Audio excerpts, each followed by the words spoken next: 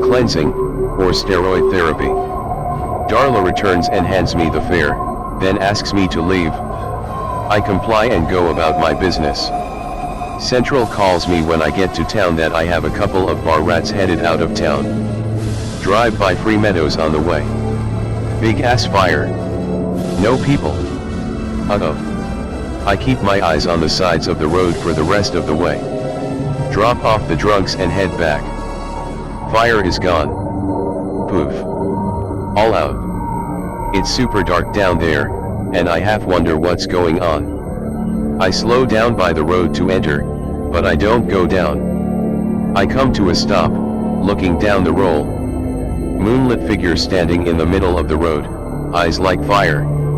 I swallow hard as I can feel those flaming red eyes look into mine. I sit there for a moment contemplating what to do next.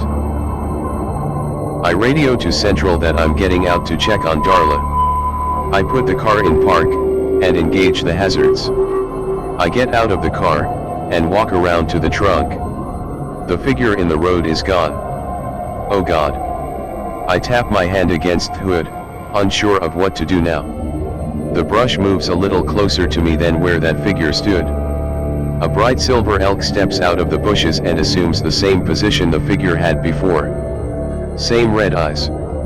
I step toward the road. The elk begins to trot up the road. Dizzyingly uncomfortable now. What the fuck is happening? It's like 60 yards away. Thing is huge. Looks like a meat bus standing in the road. It stops at 50 yards, and stamps its foot. I put my hands up. Okay. I'll go. I step back away from the car and then get back an underscore. The elk comes up onto the road and stands behind the car, eyes peering through the back window into the rearview mirror. Sweet baby Jesus, deliver us from evil. I put the car in gear and pull away. The elk follows for about a half a mile. When I look back up, it's trotting down the embankment from the road headed back to the camp. In the morning I get a call from Central to head out to Free Meadows. I pick up the Escalade as the boss tells me it's Darla. I enter the encampment, a little weirded out from last night. Darla steps out from her teepee in her shirt and pants again. Other women follow her lead and step out as well. They circle the SUV again as Darla gets in. I load her things as every move I make is being watched. I get in after closing the gate. They clear a path for me to leave. You shouldn't have come back last night. Glance into the mirror, shrugging. The fire was out too early, so I forgot. Don't give me excuses, David. Okay. Fine. We stay silent for a while, and I drop her off at the airport. An airport attendant takes her bags. Darla faces me, and hands me a wad of cash. As I took the money from her, Darla grasps my hand, nearly crushing it in her grasp. Don't you ever, and I mean ever, interfere with what you don't understand again. She growls through her teeth, her eyes shifting that red color that the elk had for just a second. All right, I'm sorry. She releases my hand and turns away, all in one motion. I get it, I'm clear and headed home. Get home to find that she gave me almost $200 and a note with a heart on it. Throw away the note, and pocket the cash.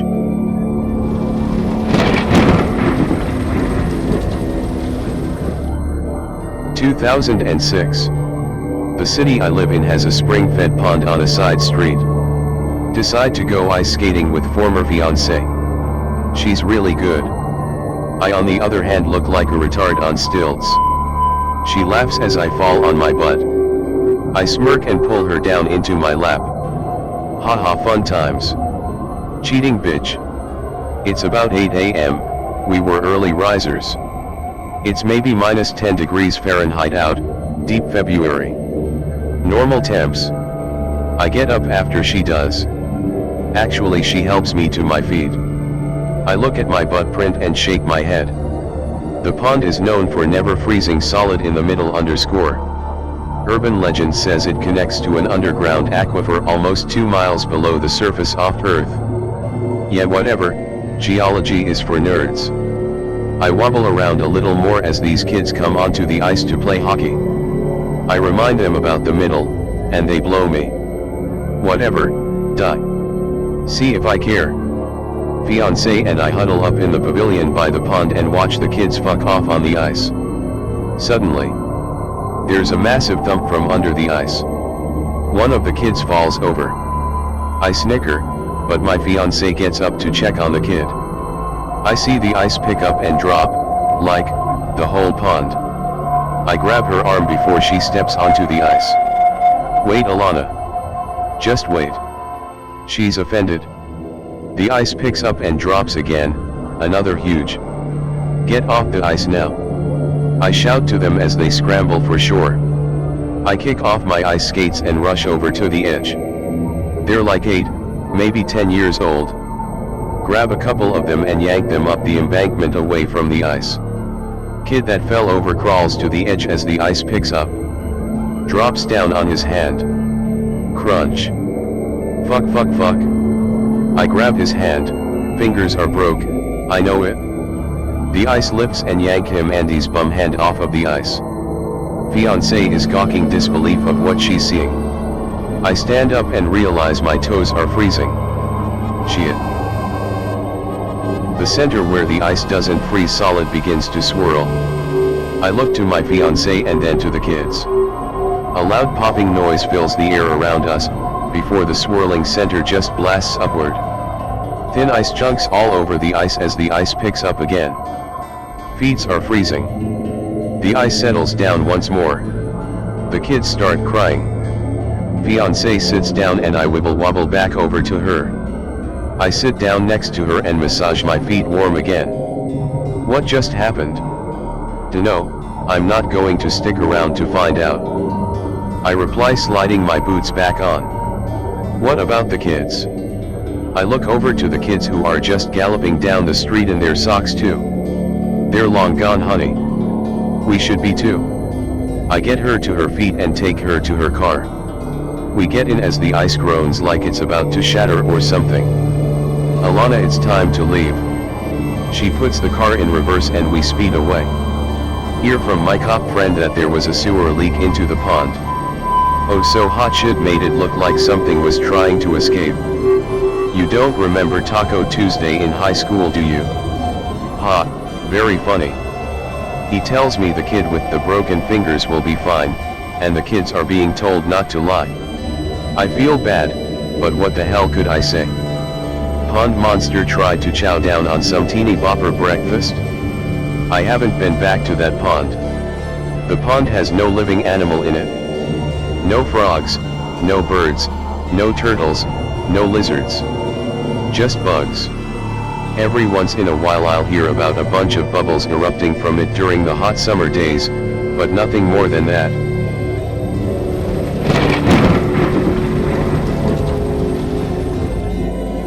Central calls me, tells me I'm picking up a little boy with special needs and taking him to school 5 days a week until whenever. I'm excited, I love kids. I go to bed early, gotta get this kid at 7 a.m. I wanna be sharp. Roll up to a ghetto-tastic house. 6 boys, 1 mom. All the boys are special needs. Mom brings out this little guy, let's call him Franklin. Franklin is 5 years old, and he is the size of a 2-year-old. He might weigh 45 pounds. I watch her strap him into his car seat. He's silent the whole time. He travels a half an hour with me to his school in Bangor. We're together a half an hour twice a day. We roll up to his office building of a school. He was silent the whole ride. I watched him in the mirror and all he did was wiggle his feet and watch trees go by out the window. He takes my hand as we gets out of the car. We go inside of the building and his school is on the 5th floor. He holds my hand through the elevator ride. We get off the elevator in a very blank, white lobby, waiting room. There's the elevator, the stairs, and 1 door. The door needs a key code to open it. No key code. Franklin wiggles my hand with his hand and points to the camera watching the door. I knock on the door, and in seconds a woman opens it. Blonde hair, blue eyes, red shirt, black pants. No shoes. Franklin starts through the door into a hallway with another door at the end that's open and kitty noises are coming from it. Teacher puts her hand on my chest, stopping me. I nod and kneel down to Franklin. Hey Franklin, I gotta go, your teacher can hold your hand though. He looks at his teacher, then lets go of my hand and walks down the hallway. I shrug and stand up. She takes his backpack from me and forces me out of the doorway, but shutting the door on me. I glance up at the camera, then leave. Around 3 other guys, dads I presume, are in the room as well. Both are silent, standing near the door. The door unlocks and one little girl steps out. She smiles to one of the men and he picks her up. They leave. The door opens, and a little boy steps out. He seems sad. The other man steps over and rubs his shoulders before they walk to the elevator and leave. I step up to the door, and the door opens. Franklin's teacher stands in the doorway and hands me his backpack. But where's Franklin? I ask. He steps around from behind her and holds out his hand for me to take it. I take his hand and smile to his teacher. She shuts the door. He starts toward the elevator and I follow. He's silent on the ride home. When we get home, his mom comes to my car to get him. I tell her about him being quiet. Oh, Franklin's just shy. Give him a few days. As she's getting him out of the car, he wraps his arms around her neck. Is Daddy home? He asks. She smiles to him and strokes his head. Not tonight, she replies. Okay. He says, laying his head on her shoulder and waving to me. I wave back and they go inside. After a few days, Franklin starts talking. What are those? He asks, pointing to the clouds. I look up and point to the clouds. Those are clouds. Sometimes it rains when they come around. Other times it snows. Sometimes nothing happens, they just float on by. He nods. I like clouds. I smile to him and we continue on. In the elevator, holding my hand, he looks up to me and asks me how high the building goes. Oh, probably into the clouds. It's a pretty tall building. I tell him, pointing up. You're really tall, can you reach the clouds? She asks. Nah, I'm not tall enough to reach the clouds. Not yet anyway. I tease. Someday I'll be big like you, and I'll touch the clouds whenever I want, he said, smiling. I have no doubt, pal. I tell him, messing his hair up a bit. The same routine, I'm not allowed in. Teacher in red and black, no shoes, answers the door. As he gets out of the car at home, at the end of the day he asks his mom again if his dad is home. She shakes her head and he reluctantly accepts it. The next day she has him loaded up and I ask her where Franklin's dad is. He's around, she said in a dismissive tone before heading back inside.